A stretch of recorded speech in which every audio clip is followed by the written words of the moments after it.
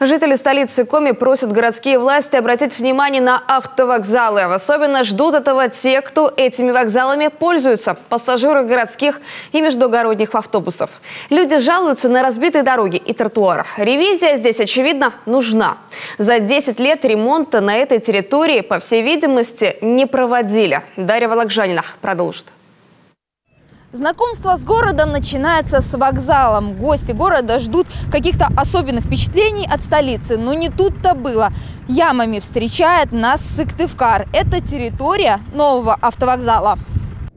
Чистота и порядок, ухоженные улицы, уютные дворы. Нет, это не про Сыктывкар. Новый автопавильон столицы Коми открыли вроде бы совсем недавно, в 2014-м. В надежде, что он станет визитной карточкой города. За 9 лет территория, за которой как будто не ухаживали, существенно обветшала. Пассажиры вынуждены с особой осторожностью ходить по тротуарам, а водители лавировать между глубокими ямами в асфальте. Что уж говорить, от подъездной к автовокзалу дороги остались только водные кратеры.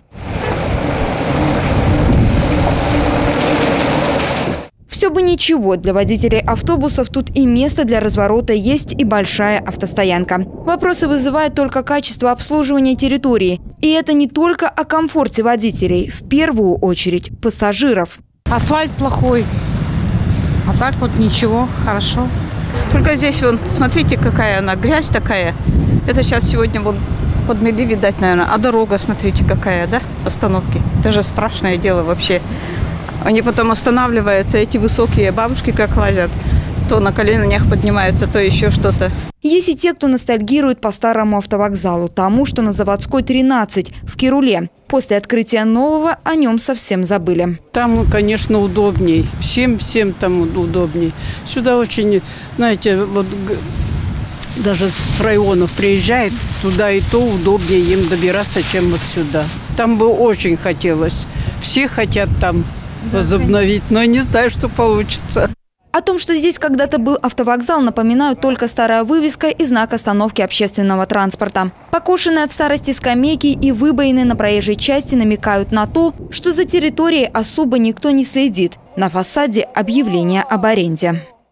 Говорят, весной все вокруг расцветает, но это не касается территории вокруг старого автовокзала. Вид по-настоящему удручающий. Еще несколько лет назад это было оживленное место. Отсюда отъезжали и городские, и междугородние автобусы.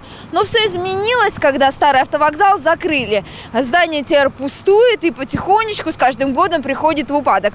Около года тому назад мы уже упоминали этот памятник бесхозяйственности. С тех пор ничего не изменилось. Собственник тогда нам сообщил, что мэрия ведет с ним переговоры о выкупе здания. Тогда городские власти информацию не подтвердили, уточнив, что такого нет в планах Комитета по управлению муниципальным имуществом администрации Сыктывкара. Чтобы выяснить, изменилась ли ситуация, спустя 10 месяцев наш телеканал повторно направил запрос в городскую администрацию. В ожидании ответа жители города просят обратить внимание властей на территорию вокзала. Совсем скоро наступит дачный сезон. Эта площадка вновь оживится, а на остановочном комплексе нет даже навеса, чтобы спрятаться от летнего зноя и дождя.